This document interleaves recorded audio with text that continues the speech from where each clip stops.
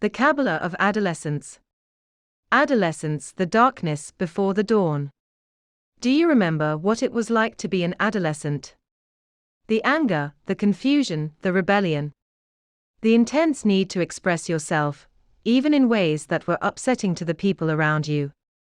Or maybe you are the parent of an adolescent. Maybe you long for the days when he or she was a sweet, compliant child, wanting nothing more than to be just like you. Thankfully, adolescence doesn't last forever. And, in most cases, if you have truly good, solid values that you've transmitted with love, your adolescent will pass through this phase of turmoil and breakdown, and come out the other side as a person who makes you really proud. In fact, interestingly, it often turns out that the more trouble he gives you, the more likely he is to impress, or even amaze you later on. That's because, as the child temporarily removes himself from your guidance, your dominance, your light, so to speak, he begins to question, to look inside for answers, to explore his own feelings and to express himself from the inside out. In an often chaotic, foolish, even destructive way, he begins to manifest his innate power to think his own thoughts, come to his own conclusions, choose his own goals and make his own decisions. And in doing so, he slowly begins to experience the sense of self, without which he would always remain a child, someone less than, and dependent upon you. Turning a moon into a Sunday. As difficult as it often is, this is a necessary stage in the evolution of an authentic human being. A young child, as sweet, precious and adorable as he may be, is largely just a reflection of his parents. Whatever you think, he thinks. Whatever you believe, he believes. Like the moon, he may be lovely, but he is a reflector. You assert, and he believes. You decide, and he accepts. You give, and he takes.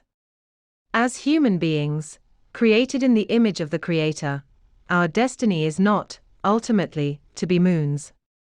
We were created not simply to reflect, but to shine.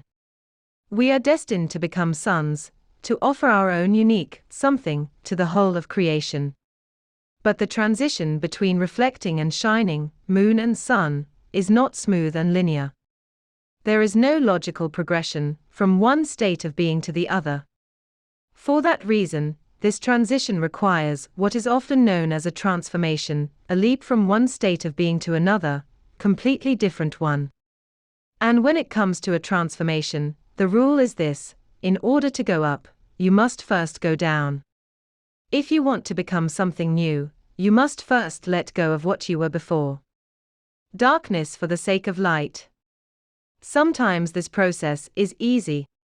Sometimes the darkness of the transition between the old and the new is almost imperceptible.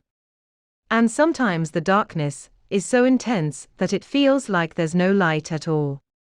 When this is the case, it means that you must go deeper, farther within yourself, to find a level of light and power that you weren't in touch with before. But whatever the case, the important thing is this: the darkness doesn't occur for its own sake. It has no intrinsic, permanent reality. It's there only on behalf of the transformation, the different, far greater light, that will come as a result. Searching beneath the lamp. 3 years ago, I lost a younger brother to a sudden and terrible illness.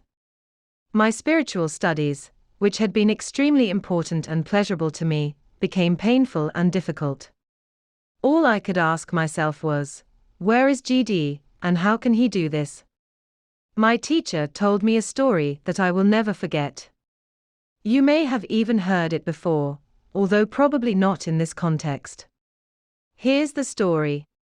2 men left a party and came upon a third man on his hands and knees under a streetlight, searching for something. "What are you looking for?" they asked him. "My watch," he replied. Ready to help him in his search, they asked, "Where exactly did you drop the watch?" "Over there," he answered, pointing off into the distance. "So why are you looking here?" one of the men asked in confusion. "Because it's dark over there," the searcher replied. The experience of darkness. Most of us look for our answers in the light, in what we already know, what we can understand, where we're comfortable, i.e., in the tried and familiar. But the real answers, the ones that really matter, usually aren't there. Those answers, the ones that allow us to see or be something that we couldn't see or be before, are over there in the place where it's dark. Transformational challenges don't necessarily have to be particularly intense. They can be minor and trivial as a frustrating conversation, hurt feelings, a disappointment at work, or an unexpected bill. These things can certainly be used as impetus for us to grow and expand, to learn new things and try new ways of being. Or the darkness can be, GD forbid, enormous and incomprehensible. But whatever the case may be, if you search for answers only where it's light, in the places you know, in the habits that make you comfortable, in the paradigms you already have, it's almost certain that you will never move very far from where you are right now. But if you become willing, instead, to be with the discomfort of the unknown, to reach, even for occasional moments, into the vast mystery, you may discover there an entirely new potential, a new understanding, a new level of light. And this light, the light that comes from the darkness, does not shine from the outside in. It shines within the depths of your heart, your mind and your soul, from the inside out. The threefold process, a template for creation. This threefold process of transformation from light to darkness to a much greater and more internal light is one of the spiritual poles around which the world spins. In fact, when our great-great-grandparents, Adam and Eve, ate from the tree of knowledge and were exiled from paradise, they were following this template. In the Garden of Eden before the sin, everything was beautiful. Everything was holy. There was no chaos, no rebellion, no darkness at all. Adam and Eve, together with everything in the garden, simply reflected the intense divine light of creation. But GD put a snake in the garden, a snake that would seduce our forebears into rebellion and introduce darkness, evil and exile into paradise. The snake in the garden. The snake did not get there by accident. GD intentionally included the potential for darkness in his plan for creation. And he included it such a way that it would be internalized, made a very part of who we are.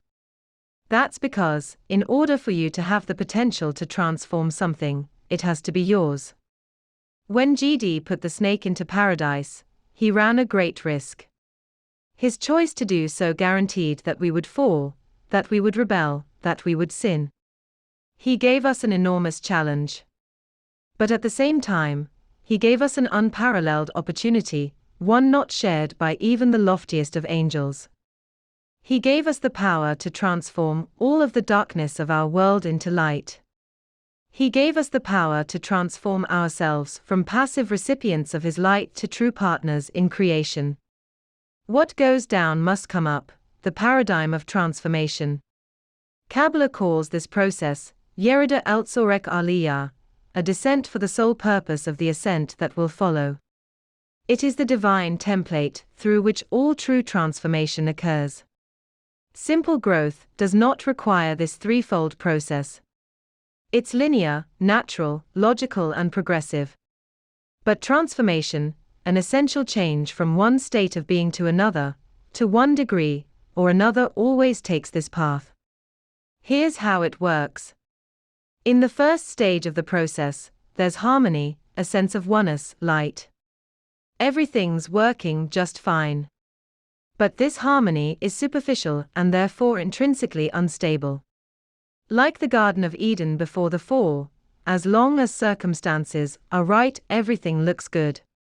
But the potential for divisiveness and destruction is always there, it just hasn't been actualized yet. As long as the light shines, darkness will be suppressed. But it still exists in potential. In the second stage, the unity falls apart, and the potential for darkness is actualized. There is breakdown and chaos. Like the Garden of Eden after the fall, like our rebellious adolescent who suddenly rejects the values of his parents and wants to find